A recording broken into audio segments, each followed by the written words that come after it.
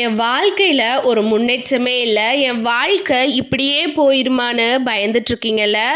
நீங்கள் கொஞ்சம் கூட பயப்படாதீங்க. உங்கள் வாழ்க்கையை மாற்ற, உங்களை உயர்த்தி வைக்க நம்முடைய தேவன் வல்லவராக இருக்கார். நீங்கள் விசுவாசத்தோட இந்த ஜெபத்தை என் கூட செய்யுங்க. தினம் தினம் இந்த ஜெபத்தை நீங்கள் செய்யுங்க. கண்டிப்பாக உங்கள் வாழ்க்கையில் நீங்கள் முன்னேற்றத்தை பார்ப்பீங்க. வாங்க ஜெபிக்கலாம். அன்பின் பரலோக தகப்பனே, இயேசுவின் நாமத்தில் சமூகத்தில் வந்து நிற்கிறோம் அப்பா.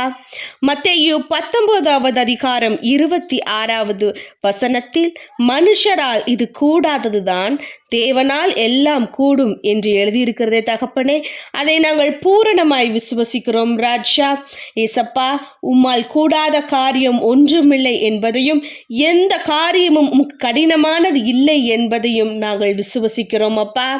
எங்களுடைய சூழ்நிலை நம்பிக்கையற்றதாய் காணப்பட்டாலும் நீர் எங்களுக்காக ஆயத்தம் பண்ணின கதவுகளை திறக்க நீர் வல்லவராய் இருக்கிறீரப்பா. எங்களுடைய வழிகளை குறிக்கோளாக மாற்றும் ராஜா. எங்களுடைய காத்திருப்பை நீர் சாட்சியாக மாற்றும் சுவாமி. நீர் எங்களுக்காய் நியமித்த காரியங்கள் நீர் நியமித்த நேரத்தில் எங்களை வந்து அடைய கிருபை செய்யும் தகப்பனே. தேவனால் கூடாத காரியம் ஒன்றுமில்லை என்று லூக்கா 1வது அதிகாரம் 37வது வசனத்தில் இருக்குதே தகப்பனே. ஏசப்பா, நாங்கள் உம்மை நம்புகிறோம் தகப்பனே.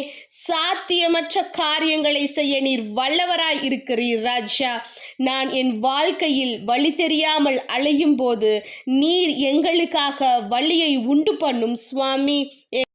எங்கள் வாழ்க்கையில் முன்னேற்றத்திலிருந்து எங்களை பின்னோக்கி இழுக்கும் எல்லா சங்கிலிகளும் இயேசுவின் நாமத்தில் இந்த நிமிடமே உடைப்பட்டு போவதாக தகப்பனே.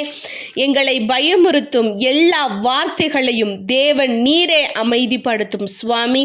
நாங்கள் எங்கள் வாழ்க்கையில் இருளான நேரத்தில் நடை போடும்போது சுவாமி, உம்முடைய வெளிச்சம் மாத்திரம் எங்கள் வாழ்க்கையில் பிரகாசிக்கட்டும் ராஜா.